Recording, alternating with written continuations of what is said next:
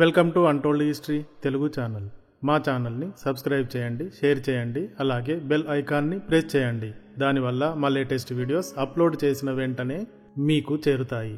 Friends, ఈ వీడియోలో భూమి మీదకి యోగా ఎలా వచ్చింది, ఎవరి వల్ల వచ్చింది అనే విషయాన్ని చెప్పుకుందాం. పతంజలి అను ఋషి క్రీస్తుపూర్వం 100 నుండి 500 ఏళ్ల మధ్యకాలంలో యోగా సూత్రాలు రచించినట్టుగా చెప్తారు.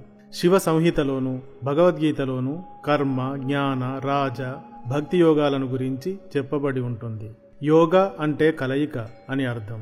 యజ్యతే ఏ తదితి యోగః అని నిర్వచిస్తారు. యోగం అంటే ఇంద్రియములను వశము చేసుకుని చిత్తము ఈశ్వరుని మీద లయం చేయుట, ఏకాగ్రతను సాధించి పరమాత్ముని వైపు వెళ్ళు మార్గాన్ని ఏర్పాటు చేయుట. ఇక ఈశ్వరుడు ఎప్పుడు పద్మాసనంలో ధ్యానముద్రలో ఉన్నట్టు కనబడతాడు. మహావిష్ణువు యోగనిద్రలో ఉన్నట్టుగా కనబడతాడు. లక్ష్మీదేవి కూడా పద్మాసనంలో ఉన్నట్టుగా కనబడుతుంది. ఈ విధమైన ఆసనాలు కొన్ని వేలు ఉన్నాయి, కానీ అందులో ముఖ్యమైనవి మాత్రం 84. అయితే అసలు ఈ యోగా ఎలా మనకు వచ్చింది అది చూద్దాం. చాలా పురాణ కాలంలో మన దేశంలో ఒక చిన్న గ్రామం, బహుశా ఇప్పటి బెంగాల్ ప్రాంతం కావచ్చు. ఆ ప్రాంతంలో ఒక ఇంట్లో ఒక పిల్లవాడు పుడతాడు.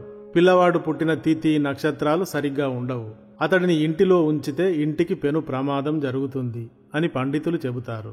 దాంతో ఆ పిల్లవాడిని తీసుకువెళ్లి సమీపంలో ఉన్న సముద్రంలో పడవేస్తారు. సముద్రంలో పిల్లవాడు పడగానే ఒక పెద్ద తిమింగలం వచ్చి ఆ పిల్లవాడిని మింగివేస్తుంది. కడుపులో పిల్లవాడిని ఉంచుకుని అటూ ఇటూ నీటిలో విహరిస్తూ ఉంటుంది.